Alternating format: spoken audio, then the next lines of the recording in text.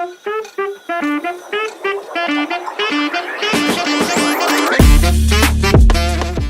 Krishna, welcome to your channel the way of law. I hope आप सब एकदम ठीक है। तो आज हम लोग डॉक्यूमेंट्स के बारे में पढ़ेंगे। इंडियन एविडेंस एक्ट में हमारे पास दो सेक्शन थे, ठीक है, सेक्शन 74 और 75, जो कि पब्लिक डॉक्यूमेंट और प्राइवेट डॉक्यूमेंट के बारे में बताते थे। लेकिन अभी क्या है, बीएसए में, मैं स्ट्रक्चरल पार्ट आपको बता रही हूँ, बीएसए में इनको क्लब करके एक ही सेक्शन में बता दिया गया है, दैट सेक्शन 74 ऑफ बीएसए, भारतीय साक्ष्य अधिनियम। तो अब देखते हैं इसको, सेक्शन 74 को देखते हैं। तो डॉक्यूमेंट जो है हमारे दो तरीके के होते हैं, राइट। एक होता है हमारे पास पब्लिक डॉक्यूमेंट, एक होता है हमारे पास प्राइवेट डॉक्यूमेंट। तो पब्लिक डॉक्यूमेंट क्या होता है, या फिर पब्लिक रिकॉर्ड, बेसिकली वो होता है जैसे कि गवर्नमेंट मेंटेन कर रही होती है, या फिर गवर्नमेंट का कोई यूनिट मेंटेन कर रहा होता है। इतना तो क्लियर है, इतना समझ आ रहा होगा। ये तो एकदम मैंने प्लेन भाषा में बोला कि मतलब जैसे गवर्नमेंट का कोई यूनिट मेंटेन करे, गवर्नमेंट जिसे मेंटेन करती है, वो रिकॉर्ड, ये वो डॉक्यूमेंट क्या हो जाएंगे, हमारे पब्लिक हो जाएंगे। अब ये जो पब्लिक, थोड़ा सा और समझने के लिए हम क्या करेंगे, पब्लिक डॉक्यूमेंट को पार्ट्स में बांटेंगे। अब पब्लिक डॉक्यूमेंट दो तरीके के हैं फर्दर। एक होता है जो हमें रोड मैप बताता है, जो हमें बताता है हमारी ड्यूटीज बताता है, जो लॉ ने हमारी ड्यूटी फिक्स कर रखी है, ठीक है, वो हमें बताता है, वो भी पब्लिक डॉक्यूमेंट है। और दूसरा एज ए एविडेंस और मेमोरियल, ठीक है। अब एग्जाम्पल देती हूँ मैं आपको। जैसे हमारा कोई भी स्टैच्यूट है, वो हमें क्या बताता है कि हमें क्या करना है, क्या नहीं करना है, मतलब क्या ड्यूटी हम पे लॉ ने इम्पोज करी है। तो ये क्या हो गए, जो स्टैच्यूट हो गए, सब क्या हो गए, ये सब हो गए हमारे रोड मैप बताते हैं। तो ये क्या होगा, पब्लिक डॉक्यूमेंट हो गया। दूसरा जैसे हम लोग एज एविडेंस या मेमोरियल यूज करते हैं, मतलब जो चीज़ ऑलरेडी हो चुका है, इट्स कंप्लीटेड, वो भी पब्लिक डॉक्यूमेंट है। जैसे हम लोग कोर्ट ऑफ रिकॉर्ड, जैसे क्या बोला जाता है, सुप्रीम कोर्ट को, हाई कोर्ट को क्या बोला जाता है, कोर्ट ऑफ रिकॉर्ड। तो वो लोग जो रिकॉर्ड मेंटेन करके रखते हैं, है ना। तो ये सारी चीज़ें मैं आपको जस्ट एक एग्जांपल दे रही हूँ। तो दो चीज़ें हैं, रोड मैप, पब्लिक डॉक्यूमेंट दो तरीके के हैं। एक तो जो हमें रोड मैप बताता है, मतलब हमें क्या करना है, क्या ड्यूटीज लॉ ने इम्पोज करी है, तो वो जहाँ पे लिखा रहता है ये सारी चीज़ें, उसे क्या बोलते हैं हम लोग, पब्लिक डॉक्यूमेंट। और दूसरा जो चीज़ ऑलरेडी हो चुकी है ना, उसे हम लोग क्या बोलते हैं, उसको हम लोग बोलते हैं एविडेंस या मेमोरियल के तौर पे रहता है, तो उसे भी हम लोग पब्लिक डॉक्यूमेंट ही कहते हैं। इतना क्लियर है। तो चलो अब मैं क्या करती हूँ, इस सेक्शन का, उस मतलब इस प्रोविजन का उतना पार्ट रीड कर देती हूँ जितना हमने पढ़ा है। The following documents are public document. कौन से डॉक्यूमेंट्स पब्लिक है, तो 74 का 1 क्या कहता है, डॉक्यूमेंट्स फॉर्मिंग द एक्ट्स और record of the acts of the sovereign authority, मतलब किससे रिलेटेड हो, सॉवरीन अथॉरिटी से रिलेटेड हो, सॉवरीन अथॉरिटी के एक्ट से रिलेटेड हो। दूसरा क्या है, ऑफिशियल बॉडीज एंड ट्रिब्यूनल्स, ठीक है, इनसे जो रिलेटेड हो। समझ आ रहा है ना आपको। तो कहने का मतलब क्या है, जो मैंने एक प्लेन लैंग्वेज में बोला था, एक लाइन में मैंने इस चीज़ को बोला था, मैंने क्या बोला था, which is maintain by the government, any unit of the government, कोई पर्टिकुलर यूनिट मेंटेन कर रही है उसे, तो ऑफिशियल बॉडी एंड ट्रिब्यूनल्स। और तीसरा क्या है हमारा, जो ओके फर्स्ट 1 2 ऐसे करके लिखते हैं, अदरवाइज कन्फ्यूजन हो जाएगा, ठीक है, क्योंकि हमारे बेयर एक्ट में इस तरीके से लिखा है, of public officers, legislative, judicial and executive of India और ऑफ ए फॉरेन कंट्री, ठीक है। तो ये सारी चीज़ें तो बेसिकली बता दी गई हैं कि ये जो चीज़ें हैं ये क्या है, हमारे पब्लिक डॉक्यूमेंट है। इसके अंदर हमारा सब जोड़ लिया गया है, लेजिस्लेटिव, एग्जीक्यूटिव, जुडिशरी, इन सबको जोड़ लिया गया। तो ये बेसिकली क्या हो गया, हमारे पब्लिक डॉक्यूमेंट हो गए। तो कहने का मतलब बस इतना है कि जैसे गवर्नमेंट है, गवर्नमेंट की कोई यूनिट मेंटेन करती है। अब देखते हैं इसका 74 का बी, ठीक है, बहुत ध्यान से सुनना। 74 का बी क्या कहता है, public records kept in any state और union territory of private documents. क्या कहता है ये सेक्शन, अगर इसका मैं क्वेश्चन बनाऊँ तो इसका क्वेश्चन ये है कि क्या प्राइवेट डॉक्यूमेंट को मैं पब्लिक डॉक्यूमेंट में तब्दील कर सकती हूँ, दिस इज द क्वेश्चन। इसका आंसर क्या है, इसका आंसर ये सेक्शन देता है, ये प्रोविजन देता है। प्रोविजन कहता है यस, मैं प्राइवेट डॉक्यूमेंट को पब्लिक डॉक्यूमेंट में बदल सकती हूँ। अब कैसे होगा ये, जैसे मैं आपको एग्जांपल देती हूँ, कोई विल है, विल क्या है, ऑलरेडी मेरा प्राइवेट है, लेकिन जैसे इसे रजिस्टर कराते हैं तो ये क्या हो जाता है, ये पब्लिक डॉक्यूमेंट हो गया। अब लेट्स से फॉर एग्जांपल जैसे मैरिज सर्टिफिकेट है, मैरिज क्या है, एक ये प्राइवेट एक्ट है, लेकिन क्या हुआ, जो हमारा मैरिज सर्टिफिकेट है वो क्या हो गया, उसे as a public document consider किया जाएगा। सेल डीड है आपका, सेल डीड है ना, आप लोग की आपस की बातचीत हुई है, लेकिन जैसे ही आपने उसे रजिस्टर कराया वो क्या हो जाएगा, पब्लिक डॉक्यूमेंट हो जाएगा। कहने का मतलब यह है कि पब्लिक रिकॉर्ड वो है जो कि दो चीज़ें हैं। पब्लिक रिकॉर्ड कहने के लिए दो एसेंशियल्स हैं। क्या दो एसेंशियल्स है? पहले वो डेफिनेटिव होना चाहिए, मतलब ओपिनियन ना हो किसी को, वो डिफाइंड होना चाहिए। दूसरा, जिसको प्रूफ करने के लिए मेकर ऑफ द डॉक्यूमेंट को बुलाने की ज़रूरत नहीं है। मतलब ये जो हमारा एक ये है ना, हियर से एविडेंस नहीं अलाउड है, तो उसका ये एक्सेप्शन है। यहाँ पे मेकर ऑफ द डॉक्यूमेंट नहीं भी आएगा तो भी काम चल जाएगा। मतलब प्रूफ करने के लिए मुझे मेकर ऑफ द डॉक्यूमेंट को बुलाने की ज़रूरत नहीं है, बस ये मुझे प्रूफ करना है, उसकी सर्टिफाइड कॉपी काफ़ी है, ठीक है। उस इंसान को नहीं बुलाना जिसने बनाया है, जस्ट मैं सर्टिफाइड कॉपी दिखा दूंगी, दैट सफिशिएंट।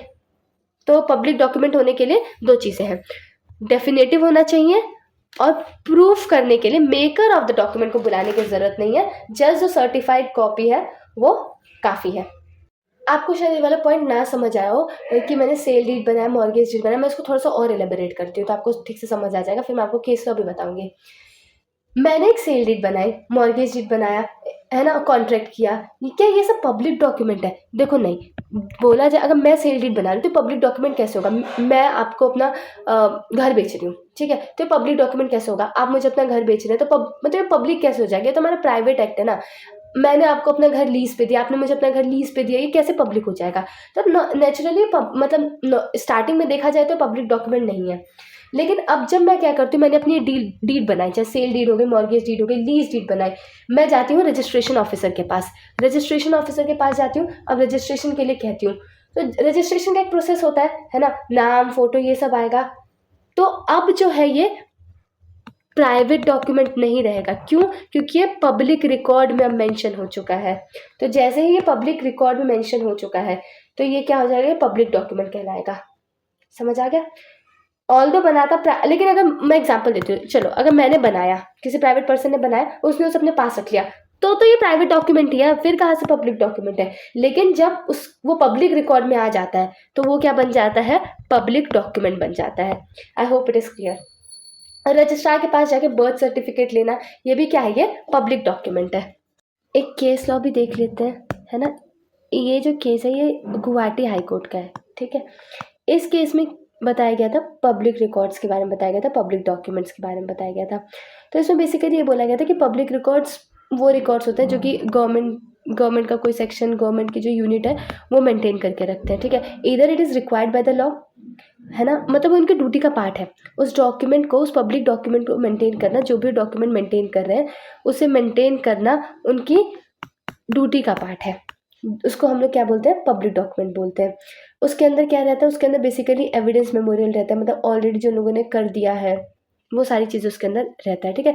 अलग अलग, अब आप देखोगे अलग अलग ऑफिसेज होते हैं, अलग अलग पब्लिक ऑफिसेज होते हैं, तो अलग अलग पब्लिक ऑफिसेज की अलग अलग ड्यूटीज़ रहती हैं, तो उन लोगों को अलग अलग डायरी मेंटेन करना पड़ता है, उन लोगों को अलग अलग रिकॉर्ड मेंटेन करना पड़ता है।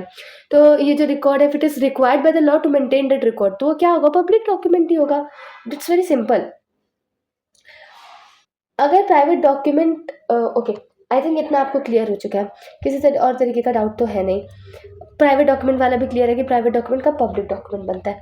तो इतना था हमारा 74 का, हम लोगों ने अभी 1 पढ़ा। इसमें एक दो चीज़ें और ध्यान रख लो कि जो टेंटेटिव चीज़ें रहती हैं वो पब्लिक रिकॉर्ड नहीं होते हैं। FIR जो है वो पब्लिक रिकॉर्ड है क्योंकि it is required by law, मतलब and it is done by a public official. तो 2-3 चीज़ें रहती हैं, क्या है कि it is required by law कि भाई इस रिकॉर्ड को मेंटेन करना है तो पब्लिक डॉक्यूमेंट होगा, या फिर दूसरा ये हो सकता है कि कोई पब्लिक ऑफिशियल उसे मेंटेन कर रहा हो, तो ये क्या होगा? ये पब्लिक डॉक्यूमेंट ही होगा ना, और क्या।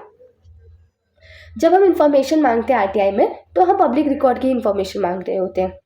RTI सिर्फ और सिर्फ पब्लिक रिकॉर्ड का अवेलेबल है, प्राइवेट रिकॉर्ड का अवेलेबल नहीं है। ये एक्चुअली क्वेश्चंस आए थे, MCQs या ऐसे क्वेश्चन आते हैं, तो मैंने उन लोगों को यहाँ पे थोड़ा सा सम अप कर लिया जिससे कि आप क्वेश्चन बाद में सॉल्व करो तो आपको ईजी हो। फिर जो इतना था हमारा 74 का 1, उसके बाद 74 का जो 2 है वो बताता है कि प्राइवेट डॉक्यूमेंट क्या है। अब ये जो सारे डॉक्यूमेंट आपने पढ़े ना 74 के 1 में, उसके अलावा जो डॉक्यूमेंट्स बचे वो क्या होंगे? प्राइवेट डॉक्यूमेंट, क्योंकि डॉक्यूमेंट तो 2 ही तरीके के हैं ना, पब्लिक और प्राइवेट। जब पब्लिक खत्म हो गया, जब पता चल गया आपको पब्लिक क्या है, तो पब्लिक के अलावा जो बचा वो क्या हो जाएगा? Private document. अब चलो, अब देखते हैं अगला सेक्शन 75, BSA का सेक्शन 75, बट ये हमारा इंडियन एविडेंस एक्ट में सेक्शन 76 था। इसकी जस्ट रीडिंग करनी है, लेकिन रीडिंग से पहले मैं आपको एक क्वेश्चन बता देती हूँ कि कैसे, मतलब क्या दिमाग में रखते हुए हमें इसे पढ़ना है, क्या क्वेश्चन को दिमाग में रखते हुए इसे पढ़ना है। तो ये लिखा है, क्वेश्चन ये है कि how to certify public document. इसकी बात कहाँ पे करी गई है? इसकी बात करी गई है हमारे सेक्शन 75 में। Let me read it for you. Certified copies of public documents, ध्यान से सुनना है, ठीक है। Every public officer having the custody of a public document which any person has a right to inspect.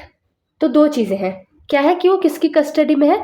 एक पब्लिक ऑफिसर की custody में है, पहली चीज। दूसरी चीज, जो पर्सन मांग रहा है उस पब्लिक ऑफिसर से, उसके पास क्या होना चाहिए? Right to inspect. कोई भी मुंह उठा के नहीं जा सकता जस्ट बिकॉज वो पब्लिक डॉक्यूमेंट है, तो उसके पास राइट टू इंस्पेक्ट होना चाहिए।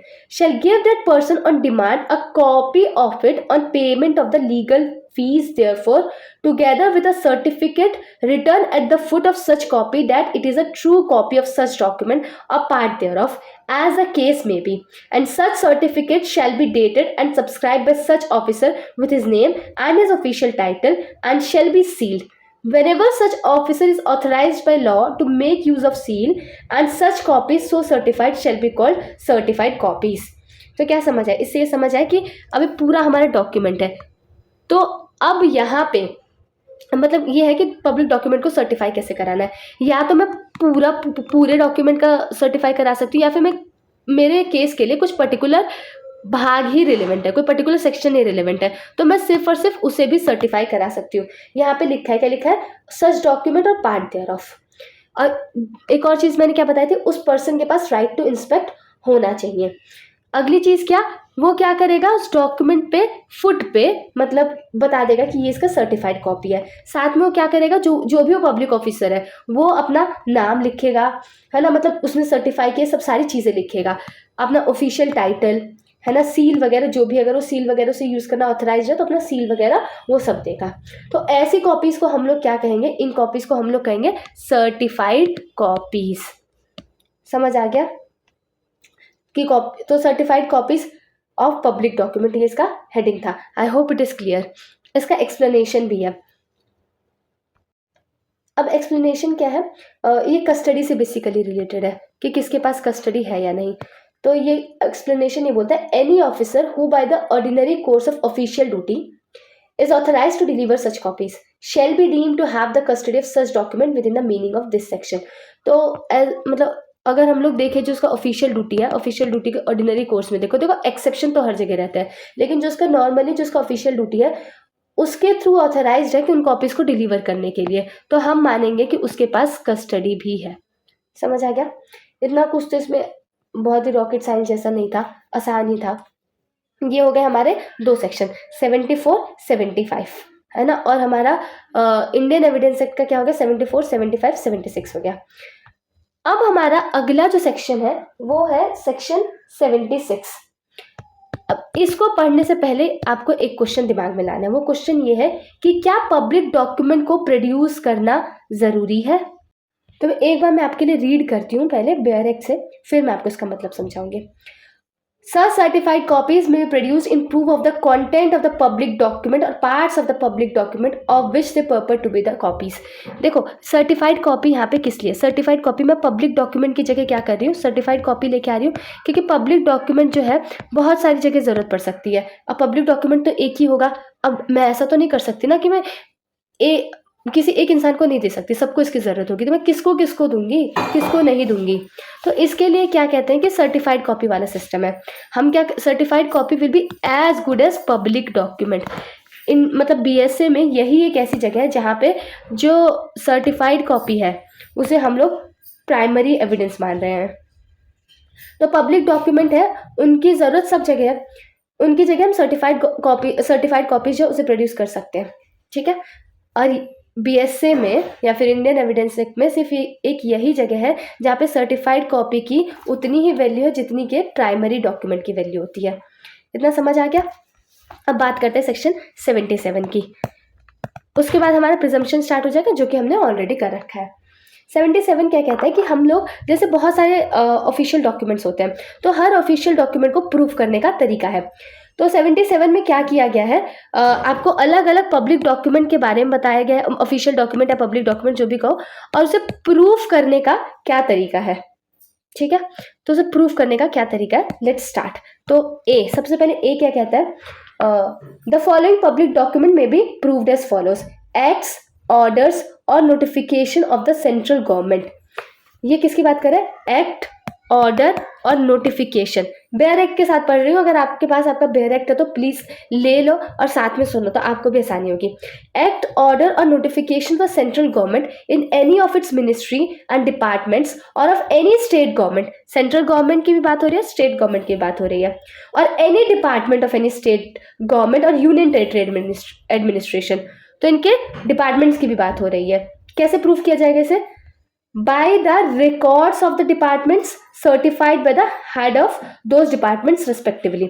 तो कैसे इस एक्ट, जो भी एक्ट है, ऑर्डर है, नोटिफिकेशन सेंट्रल गवर्नमेंट का, स्टेट गवर्नमेंट का या फिर उनके किसी डिपार्टमेंट का, तो इसे कैसे प्रूफ किया जाएगा, जो उस डिपार्टमेंट है उसके, वो अपने डिपार्टमेंट अपने रिकॉर्ड्स मेंटेन करती है, तो उसके रिकॉर्ड के थ्रू प्रूफ किया जा सकता है। बट वो जो रिकॉर्ड है उसे कौन सर्टिफाई करेगा, उस डिपार्टमेंट का जो हेड है। दूसरा क्या है, दूसरा तरीका क्या है, एक तो डिपार्टमेंट का जो हेड है वो सर्टिफाई कर दे, ऐसे प्रूव हो जाएगा। दूसरा तरीका जो है वो है by any document purporting to be printed by order of any such government. तो वो जो डॉक्यूमेंट है इसी गवर्नमेंट ने, अगर कोई एक्ट है ना, या फिर नोटिफिकेशन है, तो मे बी सेंट्रल गवर्नमेंट ने उसे प्रिंट कराया है, तो वो क्या होगा, वो मतलब वो प्रूव माना जाएगा, उसे हम लोग पब्लिक डॉक्यूमेंट मानेंगे।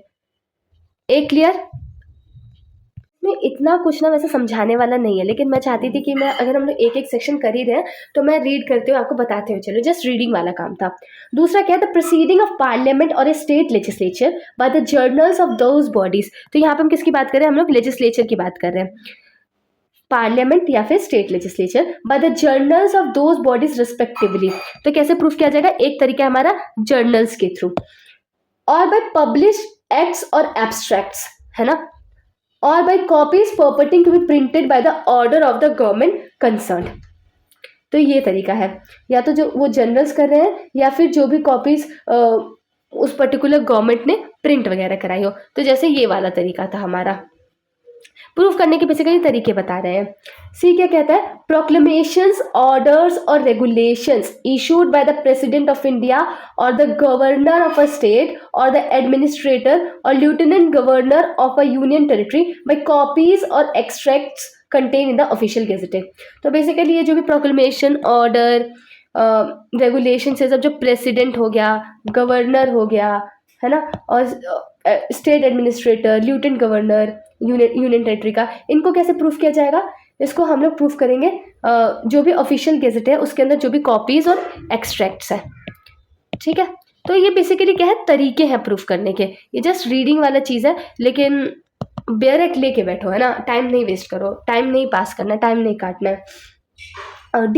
डी क्या कहता है, the acts of the executive. अब किसकी बात करी जा रही है, एग्जीक्यूटिव। देखो किसकी बात करी जा रही है, the act of the executive और the proceeding of the legislature of a foreign country, क्या आ गया, foreign country, by journals publish by their authority. Foreign country तो जो वो लोग जर्नल्स पब्लिश करें उसके थ्रू हम लोग प्रूफ कर सकते हैं, और commonly received in that country as such, और by a copy certified under the seal of the country और सॉवरेन कंट्री एज सच, और बाय और सॉवरेन और by recognition thereof in any central act.